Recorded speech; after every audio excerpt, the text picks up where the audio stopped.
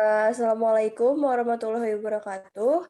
Kami dari kelompok 4 akan mempresentasikan mengenai hasil praktikum studi kelayakan bisnis yang telah kami lakukan, yaitu rencana usaha dari CV Alfamart Bakery.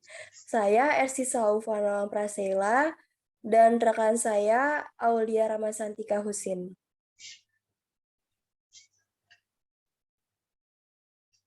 Yang pertama, mengenai riset market needs. Jadi untuk metode riset market needs-nya, kita menggunakan kuesioner berdasarkan jenis kelamin, usia, domisili, dan harga produk. Dan produk yang kita analisis ini merupakan seblak instan, bakso aci instan, topoki instan, kondok, cookie shot, toast, sama keripik kaca. Jadi kuesioner ini kami sebar melalui medsos ataupun kita sebar melalui teman-teman gitu. Jadi mereka bisa melakukan pengisian kuesioner tersebut.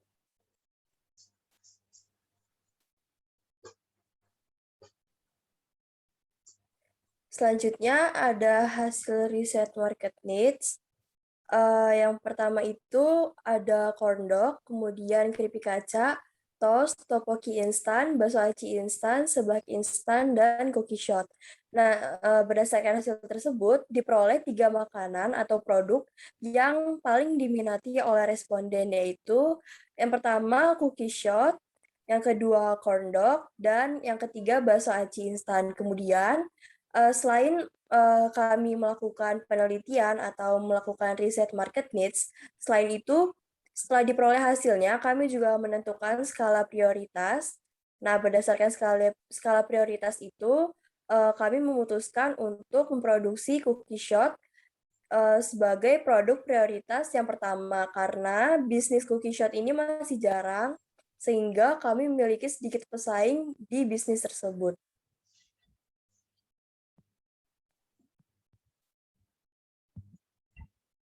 Yang kedua ada company profile. Jadi ini yang sebelah karena merupakan cover depan kami, lalu selanjutnya ada kata pengantar. Lalu untuk tentang kami itu, jadi perusahaan kami ini baru didirikan pada tahun 2021. Namun baru pada bulan Maret kemarin, perusahaan kami resmi menjadi Alfamart. Karena nama tersebut diambil dari penggabungan nama owner, yaitu Aulia dan Alfa, sehingga tercetuslah nama tersebut. Jadi kami membangun usaha di bidang kuliner ini karena melihat banyaknya minat masyarakat di bidang kuliner. Hal tersebutlah yang membuat kami untuk memproduksi bisnis cookie shot. Dengan semangat inovasi, kami berupaya memberikan service level yang maksimal dengan kualitas cita rasa tinggi. Lalu ada visi dan misi kami. Untuk visi, kita menjadikan produk yang dijual bisa dijangkau oleh semua kalangan umum, tidak mengurangi kualitas produk dengan melakukan continuous improvement terhadap inovasi produk. Sedangkan untuk misi, dapat menciptakan lapangan kerja baru, membangun semangat berwirausaha, terus memberi inovasi terbaru terhadap produk, dan menjadikan produk kami akrab di lidah orang Indonesia. Lalu untuk kenapa memilih kami, jadi kualitas cita rasa makanan kami tidak dapat diragukan lagi karena menerapkan good price, good quality. Jadi apabila cita rasa produk kami tidak terjamin, kami memperbolehkan konsumen untuk melakukan return. Untuk pemesanan partai besar, kami juga akan memberikan diskon sesuai dengan banyaknya jumlah pemesanan. Untuk tim kami saat ini, kami masih berdua, yaitu kami sendiri. Lalu untuk produk kami itu yang sudah kita ketahui, yaitu cookie shot. Jadi makanan ini merupakan makanan ringan berupa biskuit yang berbentuk cup, yang nantinya di dalam cup tersebut dapat diisi berbagai macam rasa susu sesuai dengan selera konsumen. Cookie shot juga memiliki banyak varian rasa seperti original atau vanilla, coklat, matcha, red velvet, dan cappuccino. Selain itu, di bagian atas cookie shot terdapat lapisan coklat yang dapat ditaburi berbagai macam topping seperti milk powder, sprinkles, meses, maupun cookie crumbs. Cookie shot akan dikemas dalam sebuah box dan disusun dengan penyangga cup. Untuk harga yang kami berikan untuk varian rasa original atau vanilla itu sebesar Rp35.000 per 4 piece, Dan untuk varian rasa lainnya 40.000 per 4 piece. Sedangkan untuk tambahan susu ataupun kopi itu sebesar 10.000. Jika dilihat dari harga kompetitor, harga yang kami tetapkan itu masih terbilang lebih murah karena kami melakukan saingan harga dengan kompetitor. Namun, kualitas yang kami tawarkan tidak kalah baiknya. Sedangkan untuk tempat kami itu ada di Jalan Jagakarsa, Jakarta Selatan. Kami milih di lokasi itu karena merupakan lokasi yang strategis karena berdekatan dengan kayak gedung kampus, terus jalur pulang pergi orang dari kantor ataupun berpergian gitu.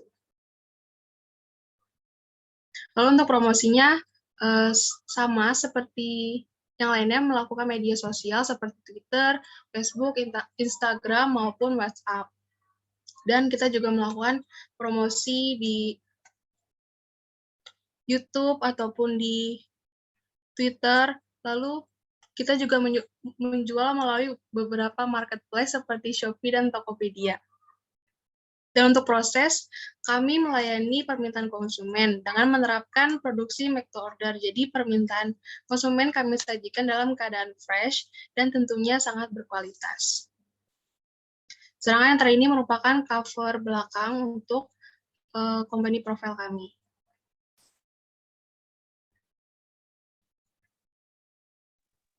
Selanjutnya ada legalitas usaha. Ya, jenis legalitas usaha yang kami pilih itu adalah CV. Hal ini kami pilih karena kami merupakan pelaku usaha yang cenderung baru di bisnis perdagangan jenis makanan yang masih terkendala dengan keterbatasan modal yang kami miliki.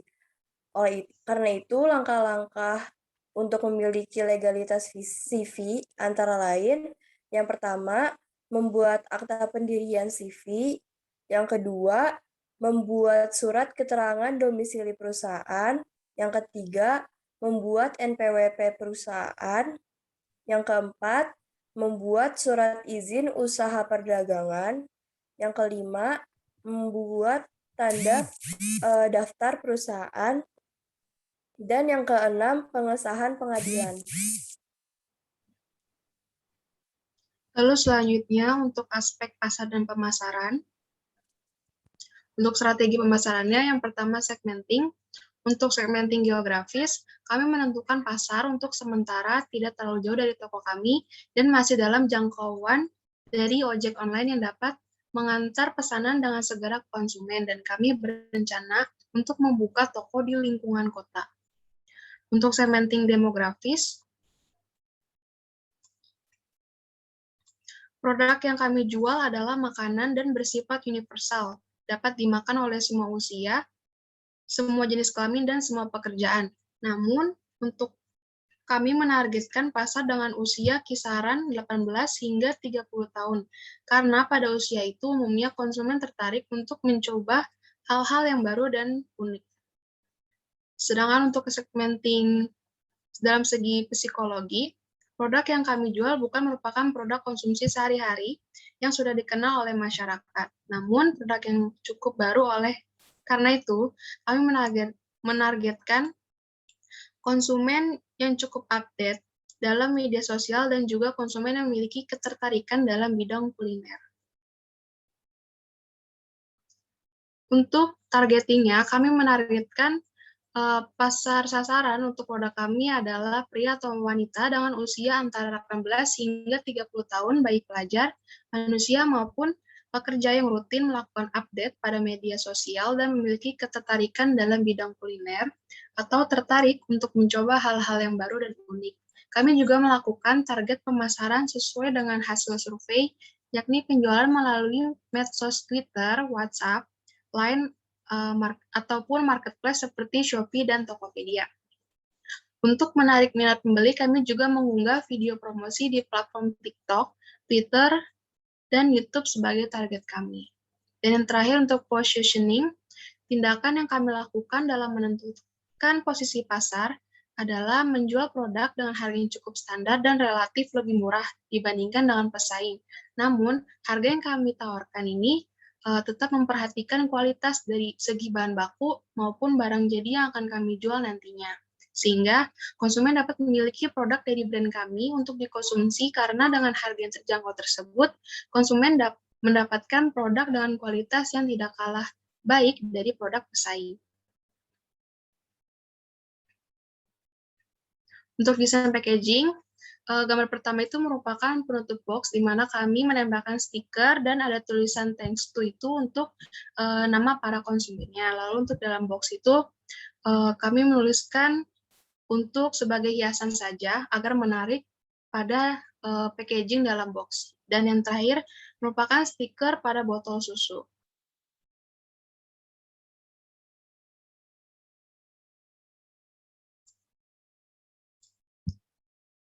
Untuk forecasting, kami menggunakan 3 metode, yaitu menggunakan metode moving average 3 periode, eksponensial dengan alpha 0,3, dan eksponensial dengan alpha 0,7.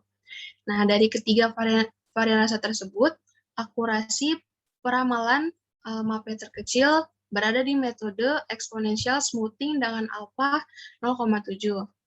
Karena memiliki nilai alpha yang lebih kecil ataupun error yang terkecil. Dengan demikian, metode eksponensial smoothing dengan alpha 0,7 itu nantinya akan kami pakai untuk meminimalkan nilai kesalahan atau error pada perhitungan peramalan varian rasa cookie shot.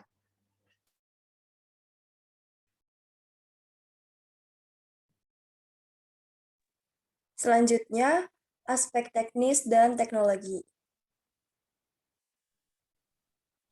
Ya, ini merupakan flowchart yang kami buat. Jadi dimulai dari menyiapkan alat dan bahan sampai dengan selesai proses pembuatan cookie shot itu sendiri. Kemudian ini adalah contoh dari OPC-nya yang terdapat bahan baku, kemudian tahapan-tahapannya dari dicacah manual, kemudian dicampur, sampai dengan didinginkan di kulkas.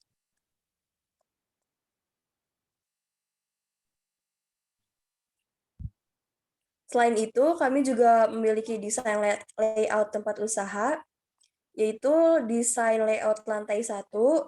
Di situ bisa dilihat ada kitchen-nya, kemudian ada display area, ada kasir, kemudian juga masih ada kursi dan bangku untuk konsumen yang akan dine-in atau yang akan makan di restoran.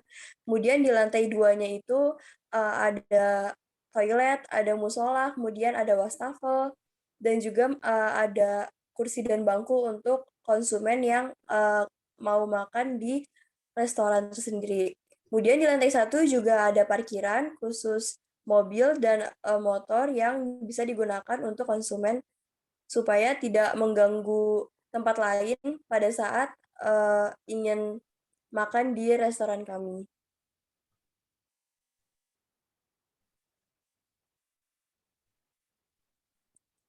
Ya, selanjutnya aspek sumber daya manusia. Ya, ini proyeksi jumlah tenaga kerjanya, direktur utamanya 2, kemudian keuangannya juga 2, kepala divisinya 1 orang, divisi HRD-nya 1 orang, divisi produksinya 2 orang, divisi gudang dan distribusinya 1 orang, divisi pemasarannya 1 orang. Kemudian karena kami juga ada menerima dine-in dan ada tempat untuk makan, ada restorannya juga, jadi kami membutuhkan waitress sebanyak 4 orang, yaitu dibagi menjadi 2 shift, dan per shift-nya itu ada 2 orang. Dan di sampingnya itu ada upah per bulan yang disesuaikan berdasarkan standar UMR Jakarta tahun 2021.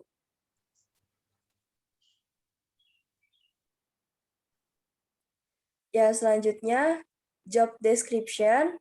Direktur utama itu tugasnya membimbing dan bertanggung jawab penuh dalam memberikan arahan kepada semua karyawan. Kemudian yang kedua, mengembangkan peningkatan kinerja perusahaan.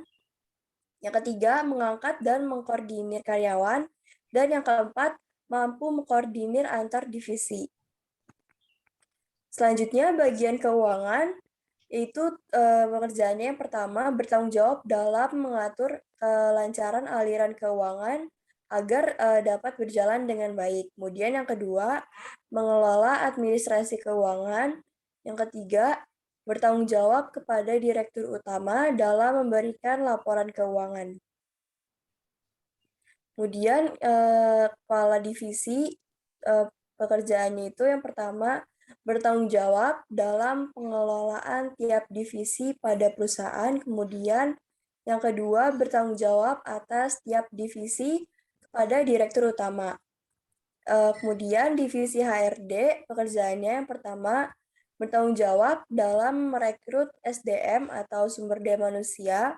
Kemudian yang kedua, melakukan peninjauan terhadap segala permasalahan yang terjadi di perusahaan. Yang ketiga, bertanggung jawab terhadap pemberian upah karyawan. Yang keempat, bertanggung jawab untuk mengelola SDM. Dan yang kelima, mengoptimalkan perencanaan SDM.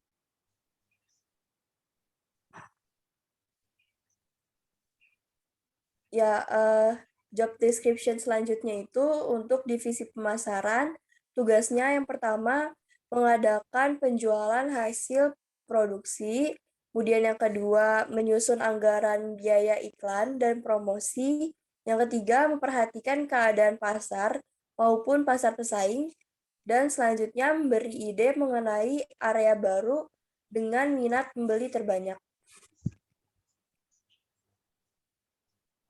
Selanjutnya divisi gudang dan distribusi, tugasnya yang pertama mengkoordinir, mengawasi, dan bertanggung jawab atas keamanan barang produksi di gudang. Kemudian yang kedua, melakukan penerimaan barang masuk, melakukan pendistribusian barang, memeriksa tanggal kadaluarsa stok bahan baku.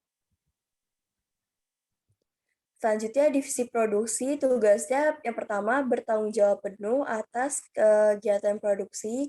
Yang kedua, bertanggung jawab atas terjadinya bahan mentah, bahan penolong yang dibutuhkan, maupun bahan jadi yang ada. Selanjutnya, memberi laporan produksi kepada direktur utama.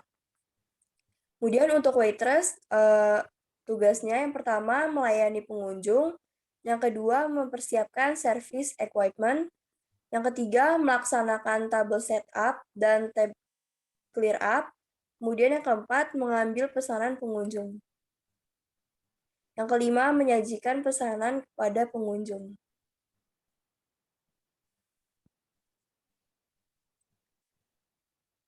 Ya, ini merupakan contoh SOP perekrutan karyawan beserta flowchart-nya. Jadi dimulai dari mengajukan permohonan rekrutmen karyawan sampai dengan membuat kontrak kerja yang dilakukan oleh HRD.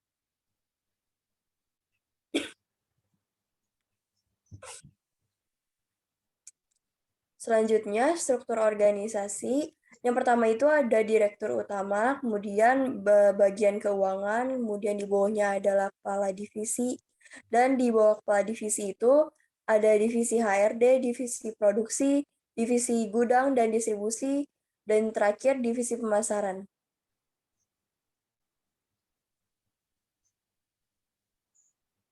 Selanjutnya di perusahaan kami juga kami menerapkan reward dan punishment.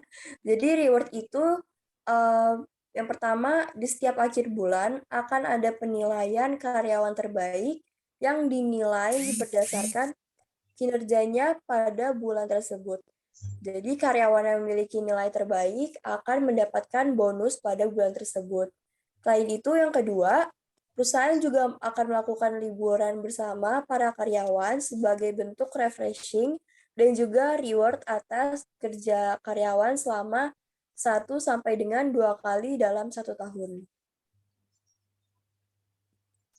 Yang ketiga, perusahaan juga rutin memberikan bonus pada akhir tahun untuk seluruh karyawan. Jadi yang pertama itu reward-nya lebih ke individu.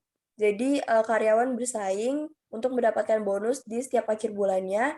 Tapi untuk yang kedua, yang ketiga itu kami rutin di akhir tahun ataupun 2 tahun sekali. Selain itu, ada juga punishment atau hukuman. Yang pertama, sanksi ringan akan diberikan kepada karyawan yang melakukan kesalahan ringan dan dapat dimaklumi. Hukuman yang akan diberikan biasanya dalam bentuk teguran, baik secara lisan maupun tulisan.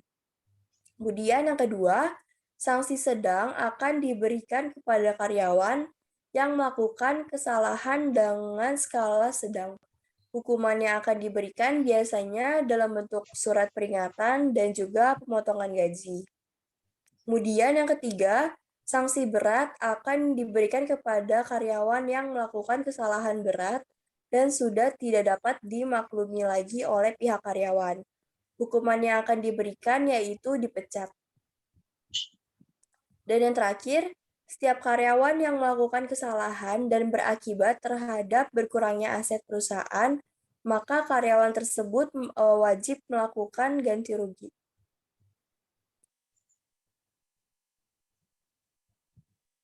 Selanjutnya adalah untuk aspek keuangan. Jadi yang pertama itu kita melakukan pembiayaan proyek periode praoperasi dengan total biaya proyeknya praoperasinya itu sebesar 665 juta. Lalu untuk biaya operasi kebutuhan modal kerja itu total biaya usahanya sebesar 829.500 dengan kebutuhan modal kerja sebesar 111.875. Ini untuk proyeksi rugi labanya. Jadi untuk laba bersihnya setiap tahun dari tahun 2017 hingga tahun 2021 kita memperoleh laba bersih sebesar 995 juta rupiah. Dan untuk proyeksi arus kasnya seperti yang terlihat, saldo akhir yang kita peroleh itu sebesar 1 miliar hingga sampai dengan 5 miliar. Untuk proyeksi laporan posisi keuangan, total hutang dan modal kami untuk per tahun itu sebesar 1 miliar hingga 4 miliar.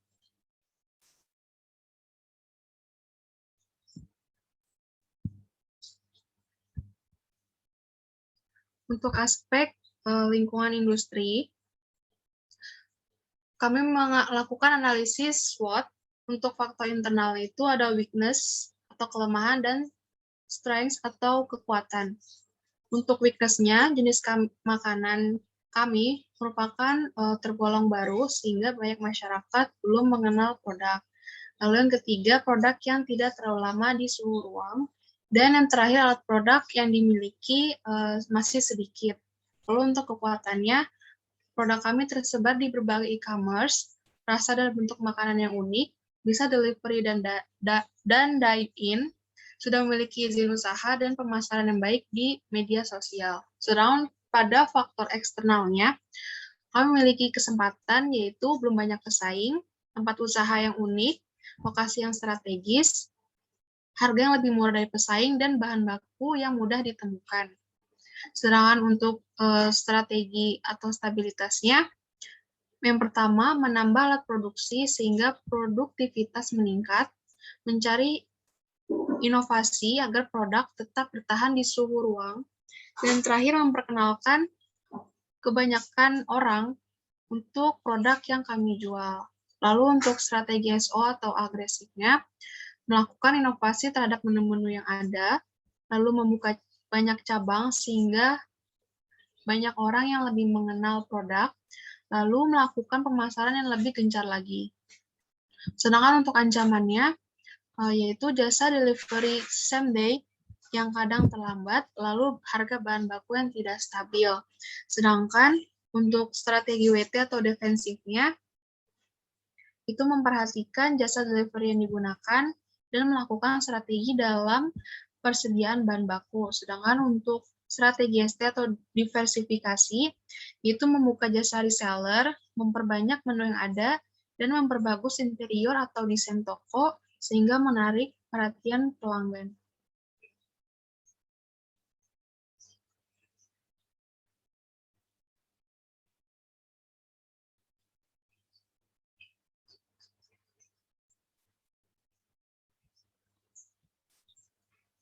Untuk analisis kriteria investasi, jadi ini ada NPV, dapat dilihat total NPV-nya itu sekitar 6 miliar. Kemudian proyeksi NPV-nya itu total 63.967.369. Kemudian yang kedua, nilai IRR itu diketahui totalnya 485.343.124.000. Kemudian untuk PP, nilai total PP-nya itu 1,21 didapatkan dari PP tahun 1 2017 0,51, tahun kedua tahun 2018 0,27, tahun ketiga 2019 0,18, tahun keempat 2020 0,14, dan tahun kelima 2021 0,11. Kemudian untuk nilai profitability index atau PI untuk tahun 1 itu 1,7575. Untuk tahun 2 2,43, untuk tahun 3 3,1025, untuk tahun 4 3,7669, untuk tahun 5 4,4721. Kemudian untuk nilai BEP-nya yaitu ada BEP unit dan BEP rupiah. Untuk BEP unitnya itu tahun 2017 sebesar 32.000, dan kemudian untuk tahun-tahun lainnya sampai dengan tahun 2021 itu juga sekitaran dinilai 32.000 unit. Namun untuk BEP rupiahnya itu dari tahun 2017 sampai dengan tahun 2021 juga ada di sekitaran 1.135.000 sampai dengan 1.145.000 rupiah.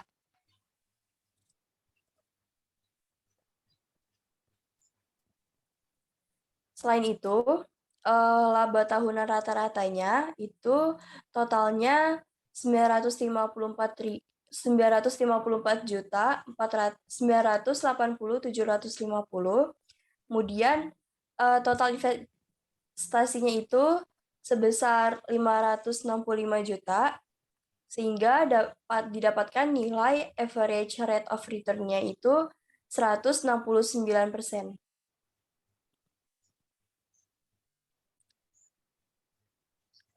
Ya, sekian presentasi mengenai analisis